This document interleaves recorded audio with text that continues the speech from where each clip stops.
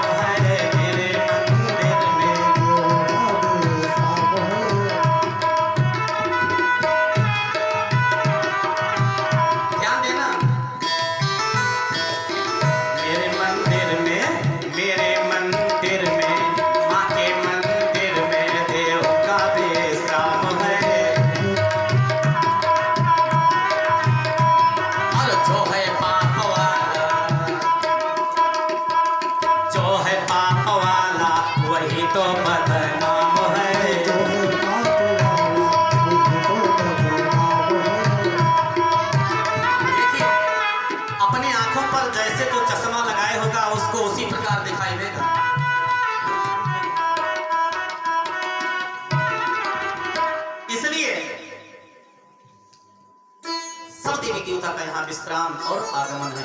बोलिए भक्त भगवान की। राजा जन्मेजय ने हाथ जोड़ करके वेदव्यास जी से पूछा, गुरुजी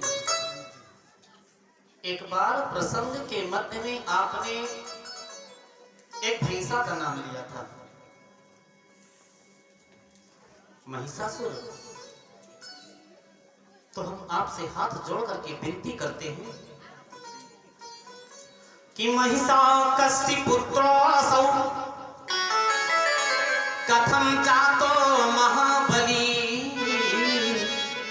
कथं च मायसं रूपं प्राप्तं तेन महात्मनः। ये महिषासुर पुत्र किसका था और ये भैंसा कैसे हुआ, भैंसे का रूप कैसे इसको मिला? ये परम पावन पवित्र चरित्र हम आपके मुखारविंद से सुनना चाहते हैं। वेदव्यास जी ने राजा जन्मेजय के प्रश्न को सुन करके उत्तर देना प्रारंभ किया। राजन बड़े ध्यान से सुनिए। दनु पुत्रो महाराज विख्यातौ चिति मंडले,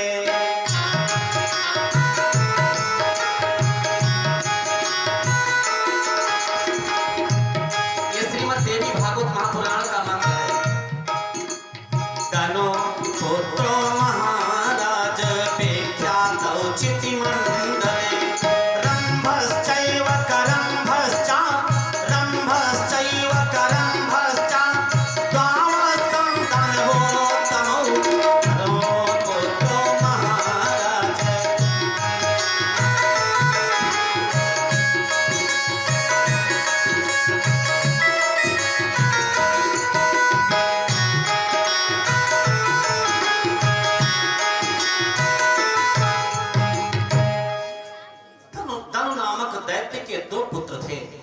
रंभ और करंभ, ये दोनों बड़े हो गए, कोई बेटा बेटी ना हुए, संतान ना हुई।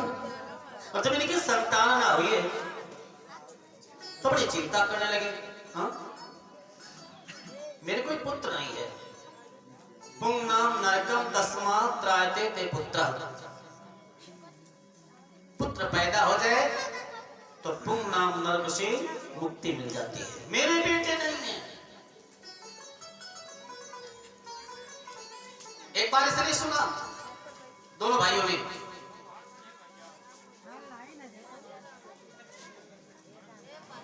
कि तपस्या करना चाहिए। बड़े बड़े संत महात्मा जो थे वो तप के आधार पर,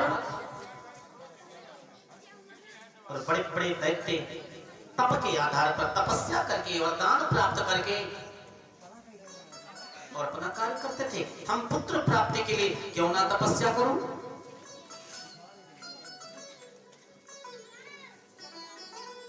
अभी दोनों भाई जाकर के तपस्या करने के लिए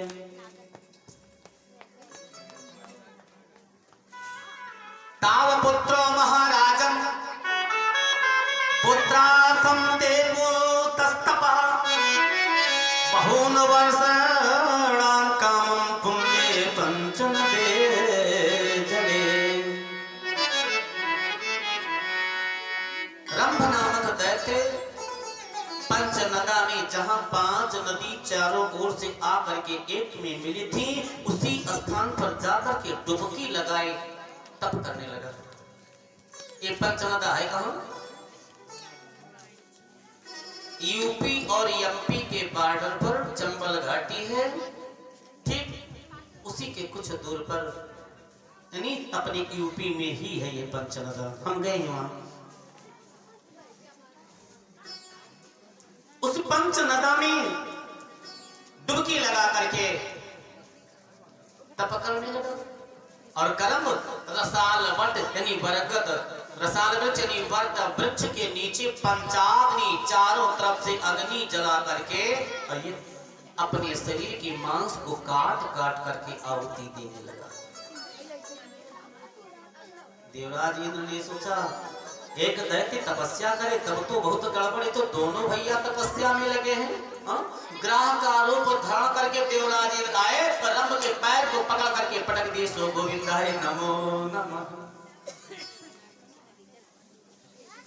पंचनदा के जल में ही रंभ को देवराज इंद्र ने ग्राह का रूप धारण करके समाप्त कर दिया। और किसी ने जाकर के कर्म से कहा तुम्हारे भैया को मार दिया इन्होंने। कर्म ने कहा अच्छा,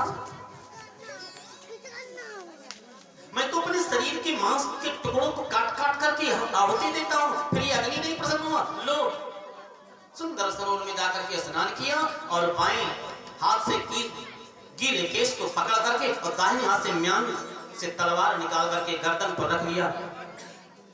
काट करके आज आहुति दे दूंगा। मेरा भैया मर गया, मैं भी मर जाऊंगा। अग्नि देवता डर गए। जैसे ही अपने गर्दन पर तलवार रखे, तुरंत अग्नि देवता डर जाते हैं और डर के प्रकट हो गए। कहने लगे हे महाराज, उक्तस्य दैत्य मूर्खोस्तुम शीर्षं चेतुम् इच्छसि, उक्तस्य दैत्य मूर्खोऽसि स्वशीर्षं चेतुम् इच्छसि, आत्महत्यादि दोषाढ्य कथं तं कर्तुमोऽर्हसि।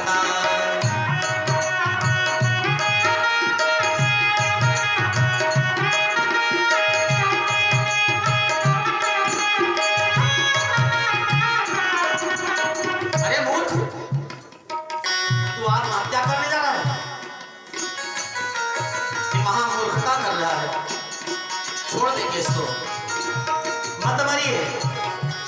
और कुछ उपाय नहीं समझ पाया तो आत्महत्या करने चला। नहीं नहीं, अब वरं वरै भाद्रं ते अस्ते मनसि वर्तते, मां प्रियस्व कृतेनाथो किं ते कार्यं भविष्यति।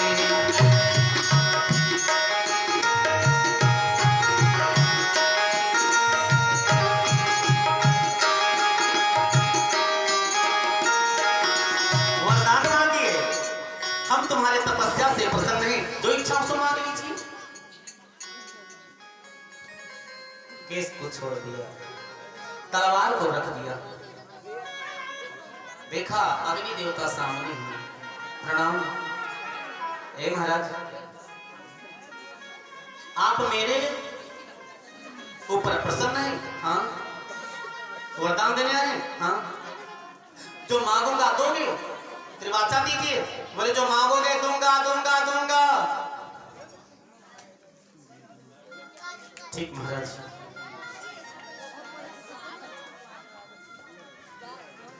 हमको त्रैलोक के विजयी पुत्र दे दीजिए। बस केवल पुत्र नहीं है, इसके लिए तपस्या किए और अपने प्राण को निकालते हैं। बोले हाँ, ऐसा बेटा चाहिए जो तीनों लोक में विजय प्राप्त कर ले। एवं अस्तु। और जैसे देवता अग्नि ने कहा जाइए, हम तुमको पुत्र दे रहे हैं, धनु के पुत्र, हम तुम्हें पुत्र प्राप्त होने का वरदान दे रहे हैं। हंसने लगा ठट्ठा मार करके। अग्नि देवता ने कहा के वास्ते हो? एक बात बताइए महाराज, आपको वरदान देना था तो पहले विचार करना चाहिए। बोलो क्या विचार करना चाहिए? आपने वरदान तो दे दिया कि मेरे त्रैलोक विजयी बेटा हो जाएगा, लेकिन विवाह ही नहीं हुआ है। और जब विवाह नहीं हुआ है तो बेटा कहां से पैदा होगा? हाँ? अग्नि देवता ने सोचा इसका मतलब अग्नि का पहले विवाह करवाऊं, तब वो मेरा वरदान सिद्ध होगा। देवता भी कम चालाक नहीं है। 2 मिनट के बाद में अग्नि देवता ने कहा बस बस, यही बात तो कि तुम्हारा विवाह नहीं हुआ, तुम्हारे कोई पत्नी नहीं, तो बेटा कहां से पैदा होगा? बोले हाँ महाराज। अरे जा तू यहाँ से उठ जा, और जिस किसी से चाहेगा उससे तेरे 3 लोक विजयी प्राप्त पुत्र पैदा हो जाएगा। उसी से जोड़िए, झंझट छोड़िए। अग्नि देवता ने वरदान दे दिया कि जिससे चाहोगे तुम्हारा बेटा पैदा हो जाएगा। ठीक महाराज, प्रणाम। चले गए। और जब अग्नि भगवान चले गए तो दनुपुत्र भी चल दिया दैत्य। लेकिन महाराज, मानस में जो बात लिखी है एकदम कटु सकती है कि हुई है सोई जो राम रचि राखा।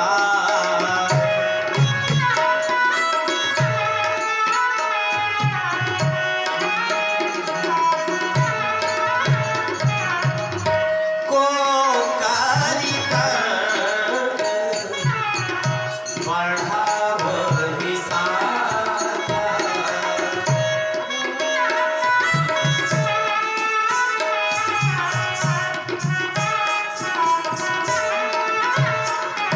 दूसरी पंक्ति है,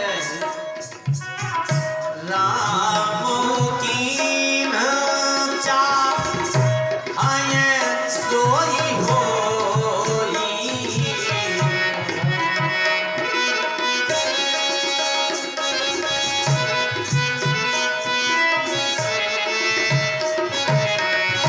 कराए अन्यथा अस नहीं कोई।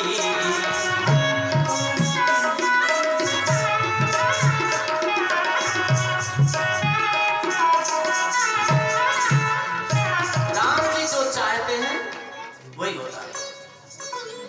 बेटा पैदा करवाना है, और धनु का बेटा इधर से जा रहा था, उधर से और किसी से नहीं चाहा। प्रभु की महिमा देख लीजिए। इनको एक सुंदर भैंस दिखाई पड़ी। ओहो, उस भैंस को देख करके बस सोचा बस इसी भैंस से क्यों ना बेटा पैदा कर लिया जाए। अपना अंश भैंस को दे दिया। भैंस गर्भवती हो गई और लेकर के गधा उस भैंस के चारों तरफ पहरा देने लगा।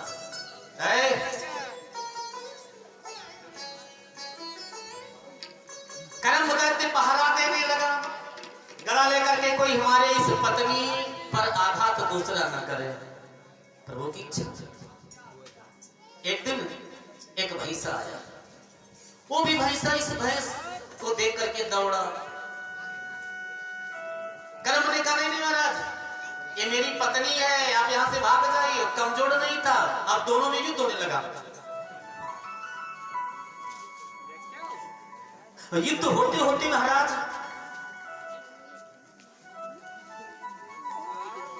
भैंसा इतना बलशाली था कि दैत्य को मार दिया।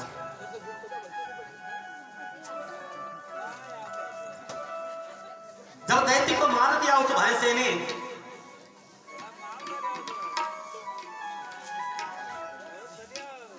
तब बेचारी भैंस भागते भागते रोते रोते चली जा रही। स्वराक्षार्थम समागम्य महिकं समताड़यते स्वपितं निजघाना स्वशृंगाभ्यां कौमोहितः। मृते भरतरिषादीनां भयार्तां विद्युताभृशं सावेगातं वटं प्राप्य यक्षाणं शरणं गतः। पति के मरने के बाद में बेचारी भैंस भागने लगी और जाते जाते बरगद वृक्ष के नीचे पहुंची, जहां पर यक्षगण बैठे थे। यक्षों से और इस दैत्य से मित्रता थी। कहा महाराज बचाइए बचाइए, क्या हुआ? बोले आप हमारे पति को, आपके मित्र को भैंसा ने मार दिया है और वो हमको भी मारना चाहता है, रक्षा कीजिए। यक्षगण लेकर के हथियार उस भैंसे से युद्ध करने लगे और युद्ध करते करते महाराज भैंसा को मार डाले।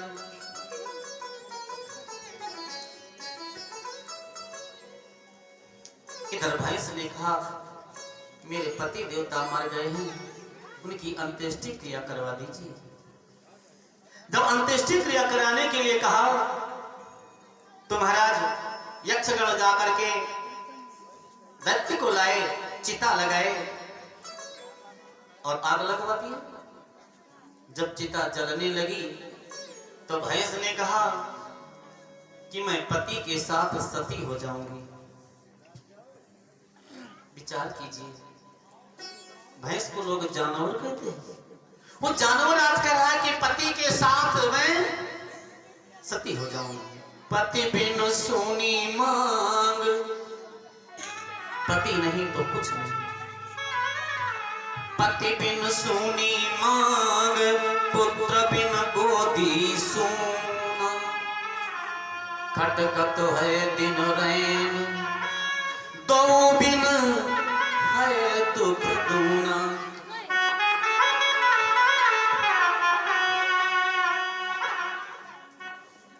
तो पति नहीं, मैं भी नहीं ले सकती।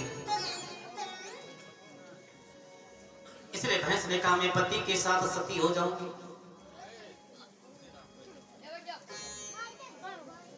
महाराज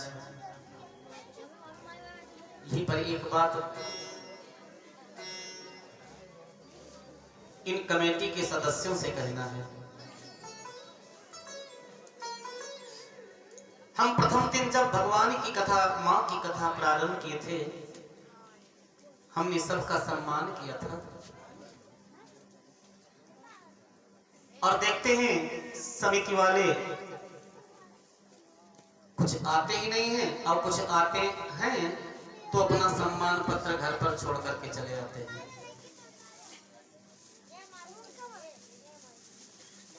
आज से जान लीजिए कि कमेटी के जितने सदस्य हैं उनको आना चाहिए प्रतिदिन और अपना सम्मान पत्र अपने गले में धारण करके आना चाहिए। और जो नहीं आएगा उसको 101 रुपया कल से पेनाल्टी पड़ेगी। ध्यान देना, जो सम्मान पत्र अपने गले में डाल करके कल से नहीं आएगा उनको 101 रुपया पेनाल्टी पड़ेगी। ये कोई खिलवाड़ नहीं है सम्मान पत्र। मान लीजिए एक बिल्ला मिल गया, बस हम घर पर छोड़ दिए, नहीं नहीं नहीं, वो पहचान है, इसलिए बनाया जाता है। जलती हुई चिता में वो भैंस कूद पड़ी।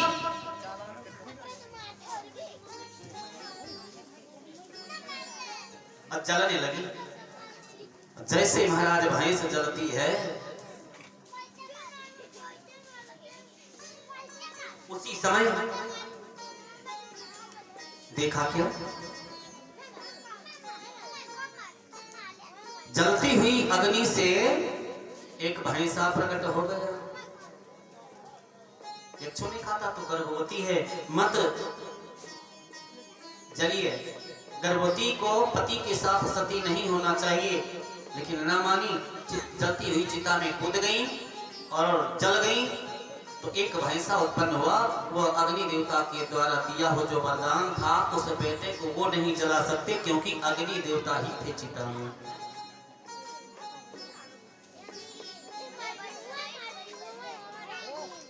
जब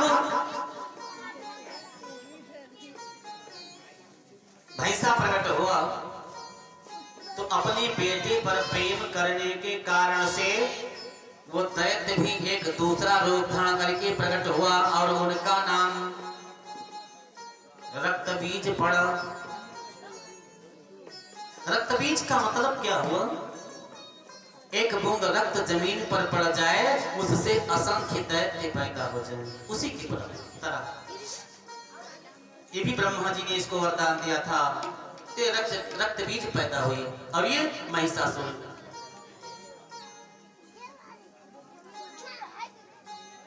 प्रतापी बेटा था, वरदान के द्वारा प्राप्त हुआ था। एक दिन की बात है, अपने कानों से इस दैत्य ने सुना, महिषासुर ने यह सुना कि तापकारी विधि पदलीन, सो विचारी विधि हो नहीं तो दैत्य कठिन तपकीन। महिषासुर ने सुना कि ब्रह्मा जी ने तप बल रचई प्रपंच विधाता, तप बल रचई विधाता, तप बल रचई प्रपंच विधाता, तप बल रचई विधाता, तप बल पेशो सकल जगताता, तप बल शंभु कनय संहारा, तप बल शंभु कनय संहारा, और तप बल शेष कनय महिभारा, तप बल रचय प्रपंच विधाता। ब्रह्मा जी तपस्या के बल से सृष्टि की रचना करते हैं, भगवान विष्णु तपस्या के बल से सृष्टि का पालन करते हैं, और भगवान भोले बाबा सृष्टि का संहार तपस्या के बल से करते हैं, और भगवान शेषनाग जी पृथ्वी का भार अपने सिर पर तपस्या के बल से ही धारण करते हैं। ब्रह्मा जी की तपस्या किया, 1000 वर्ष तक तपस्या किया महिषासुर ने, ब्रह्मा जी प्रकट हो गए। वरम रोहे, वरदान मांगिए। महिषासुर ने कहा, महाराज जो मांगूंगा दोगे? बोले दूंगा। एक तो अग्नि देवता ने करम्ब को वरदान दिया है कि त्रैलोक की विजयी पुत्र होगा, एक वरदान पहले से है, और दूसरे ब्रह्मा जी को संतुष्ट करके और वरदान मांगने जा रहा है। हे महाराज एक बात बताइए, किसी को भय है तो किससे भय है? हा? और वही भय हमारा दूर कर दीजिए, और कुछ नहीं मांगता हूं। भय क्या है? मृत्यु।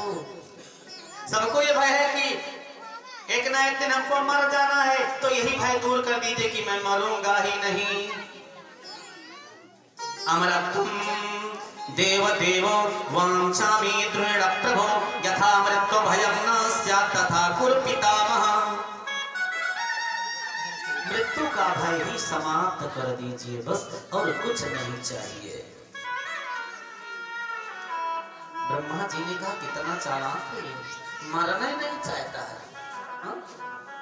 एक तो त्रैलोक विजयी वरदान प्राप्त किए, और दूसरे चाहता अजर अमर हो जाऊं, ना बुढ़ा हूं और ना मरूं। ब्रह्मा जी ने कहा, पागल हो गए हो, कहां खड़े हो? हा? सबसे पहले विचार करना चाहिए, हम हैं कहां, किस लोक में है? मृत्यु लोक में है। और मृत्यु लोक में जानते हो क्या होता है? उत्पन्नस्य ध्रुवं मृत्युर् ध्रुवं जन्म मृतस्य च, ध्रुवं जन्म मृतस्य च।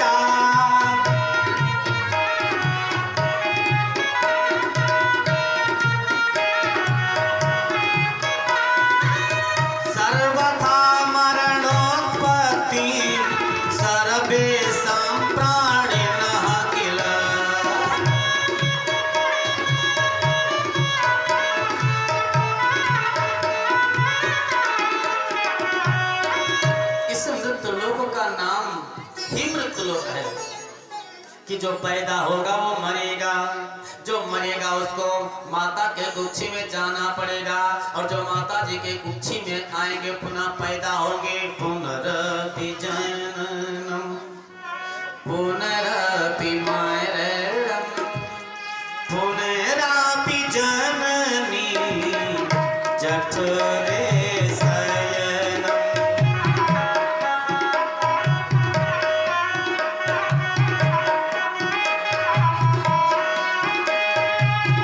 पुनरपि जननी जठरे शयनम।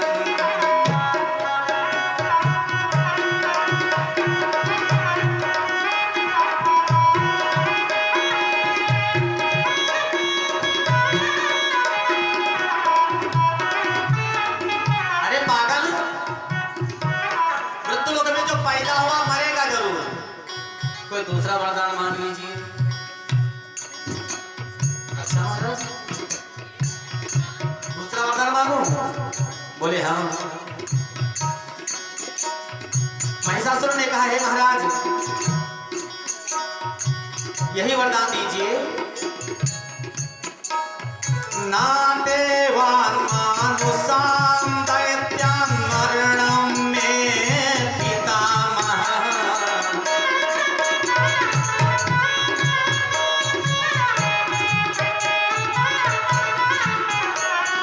पुरुषान् च मे दोषं मा काहनिष्यति। तस्मान् मे मरणं न्यूनं कामिन्यः कुरु पद्मज। अवलाहन्तुं महन्तुं कथं शक्ता भविष्यति।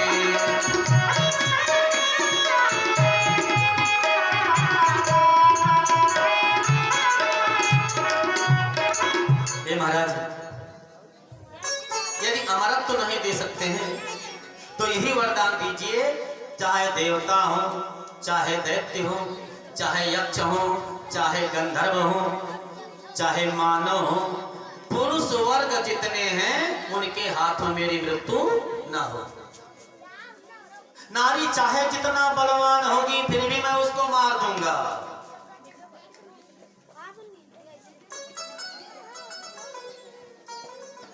ब्रह्मा जी ने अपने मन में विचार किया, आखिरकार ये नारियों को डरता ही नहीं है,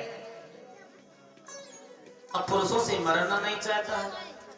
अब यदि इसको वरदान देता नहीं हो तो तपस्या भंग नहीं करेगा।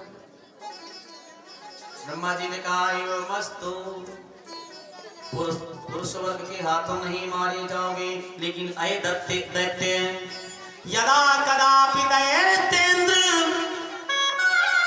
नार्यास्ते मरणं ध्रुवम्। आज ही ब्रह्मा जी ने महिषासुर दैत्य को बता दिया, पुरुषों के हाथों नहीं मारे जाओगे, लेकिन यदा कदा कभी नारियों के हाथ ही मारे जाओगे। महिषासुर ने ये ध्यान नहीं दिया कि वरदान दिए हैं फिर मरने का भी बता दिए किससे मरोगे एक दिन। ठीक महाराज, प्रणाम। अब ब्रह्मा जी चले गए सत्यलोक को। ब्रह्मा जी के जाने के बाद में महिषासुर दैत्य ने क्या किया, दौड़ाया हंसी। रास्ते में एक दैत्य मिला, है भैया कहाँ जा रहे हो? बोले नहीं जानते हो, कहाँ जा रहा हूँ? कहाँ बताइए? का एक संत एक जगह पर एक स्थान पर कथा कह रहे थे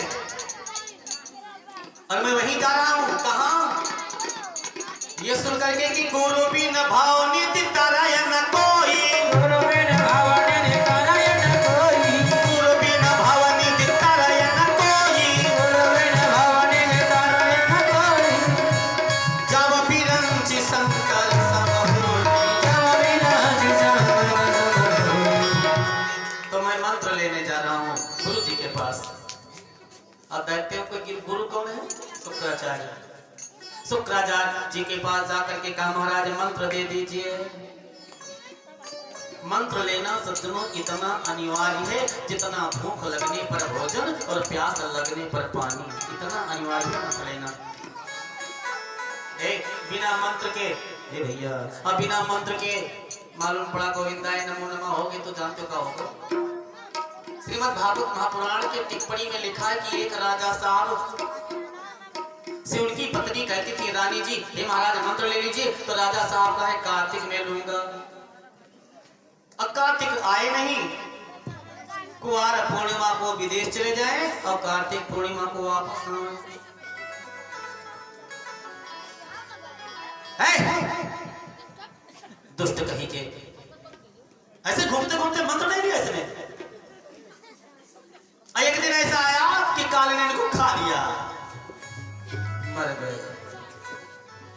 और जब मर गए तो जानते क्या हुआ, बैल हो गए। एक किसान के यहाँ गए बेचारे, अन्न जल छोड़ दिए और जो खेत में जोतने के लिए ले जाएं तो चारों पांव फैला करके पड़ जाएं, उठे नहीं। लाख कोशिश करी बेचारा, उठे नहीं। और रानी जो थी ये दूसरे राजा के यहाँ पैदा हुई, इनका विवाह दूसरे राजपुत्र के साथ हो गया। पालकी में बैठ करके जा रही थी तो देखा एक बैल पड़ा है खेत में, किसान इनको हूल रहा है डंडे से। रानी ने पहचान लिया है, ये तो मेरे पूर्व जन्म के पति देवता है राजा साहब। मंत्र नहीं लिए तो बैल हो गए। जान लीजिए ये कोई दंत कथा नहीं है, मंत्र नहीं लिए तो बैल हो गए। एक हार पाल के रोक दीजिए, रोक दिए कहां पर। राजा के बेटे ने कहा क्या बात है, कहा महाराज हाथ जोड़ती हूँ, आपके पांव पड़ती हूँ, 1 मिनट के लिए इस बैल के पास हमको जाने दीजिए। चाहिए राजपुत्र यहाँ खड़ा है। रानी दौड़ी दौड़ी गई बैल के पास, वो चारों पांव पड़े चित्त थे।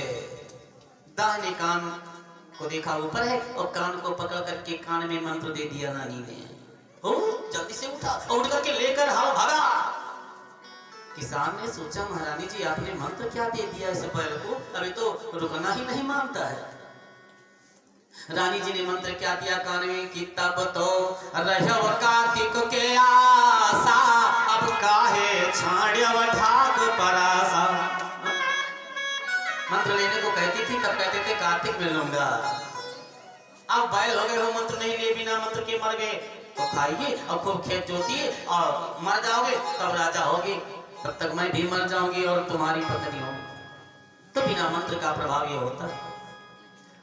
एक दैत्य भी जाकर के मंत्र लिया पहले, और कोई काम नहीं, पहले मंत्र लिया। और हम लोग कहते हैं जब 50 वर्ष के हो जाएंगे तब मंत्र लेंगे। जानते हैं 50 वर्ष से ज्यादा जिएंगे, जानते हैं, इसीलिए तो कहते हैं 50 वर्ष हो जाएंगे तब मंत्र लेंगे। क्यों? अरे सब खाना पीना छूट जाएगा। कौन ऐसा व्यक्ति है कि खाता पीता नहीं है? हम भी खाते पीते हैं। फर्क क्या है? भोजन करते हैं और पानी पीते हैं, दूध पीते हैं। ये खाना पीना नहीं छूटता है। कहते हैं मंत्र ले लूंगा महाराज तो ठंडी में स्नान नहीं कर पाऊंगा। मत स्नान करिए, नाम तो जपोगे, नाम स्वयं पवित्र करता है, मंत्र लेना जरूरी है। महिषासुर ने मंत्र लिया, गुरु जी को प्रणाम किया और मंत्र लेने के बाद में दैत्यों का राजा हो गया। गुरु जी ने कहा बेटा मंत्र तो दे ही रहा हूं, लेकिन आप इस समय आपके समस्त नक्षत्र बलि हैं तो दैत्यों के राजा हो गया। तिलक हो गया, दैत्य का राजा महिषासुर हो गया। अब दैत्य मंडली ने सुना कि आज हमारे दैत्य मंडली के राजा साहब महिषासुर हो गए हैं।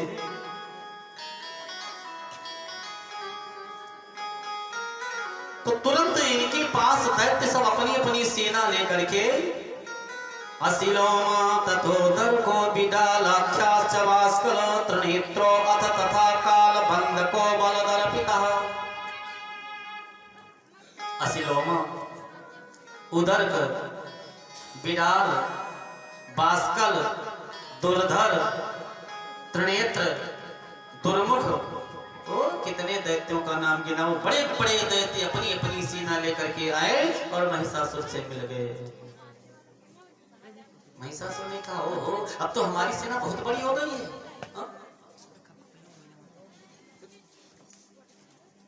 एक दिन महिषासुर अपनी राज सिंहासन पर बैठा था। एक दूत को बुलाया, ए दूत, एक काम मेरा कर दीजिए। वो लोग क्या करते, कहा देव लोग चले जाइए इंद्र के पास, और इंद्र से जाकर के कह दीजिए कि वो इंद्रलोक में उस गद्दी पर जहां बैठे वहां बैठने के योग्य नहीं है, और या तो वो बैठना चाहते हैं तो आकर के हमसे युद्ध करें, और जो जीतेगा वो उस आसन पर बैठेगा।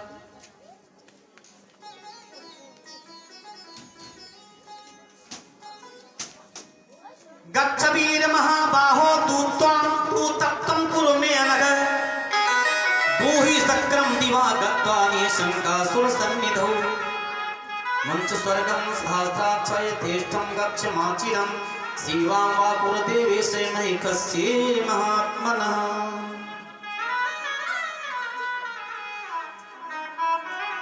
असिलोमा को बुलाया, दूत का कार्य उसे सौंपा, यह कार्यक्रम को करना है। बोले महाराज चला जाऊंगा, लेकिन कहूंगा क्या जाकर के, कितनी कटुवाणी कहता है आज महिषासुर उस समय देवराज इंद्र को। ऐ दूत जाकर के कह देना इंद्र से कि अहिल्याचार विज्ञातम बलम ते सुरसंदभ युद्धस्य ब्रजवा कामम यत्र ते रमते मनः। जाकर के कह दे, हे अहिल्याचार, अब तो समझ गए होंगे आप लोग। अरे इंद्र, तू केवल एक काम कर सकता है, पतिव्रता स्त्रियों के पतिव्रता धर्म को नष्ट कर सकता है, बस। इसीलिए तो जाकर के अहिल्या ऐसी पतिव्रता नारी के पतिव्रता धर्म को नष्ट कर दिया। बेचारी पति के श्राप से पत्थर हो गई। राम जी का अवतार ना होता तो उसकी मुक्ति ना होती। तो तू उस देवलोक में अपने सिंहासन पर बैठने के योग्य नहीं है, इसको छोड़ करके कहीं चला जा, और युद्ध नहीं जाने की इच्छा है तो आकर के युद्ध कर। अच्छा, दूत का काम क्या है? राजा साहब जो कह दें वो जाकर के कह देगा उससे। क्यों? दूत तो इसीलिए होते हैं, और दूत को कोई मारता ही नहीं है। विभीषण ने रावण से कहा था, सुंदरकांड में लिखा हुआ है ना, कि नीति विरोध न मारिए दूता। कहीं नीति में दूत मारने को लिखा नहीं, तो कोई दूत नहीं मारता था।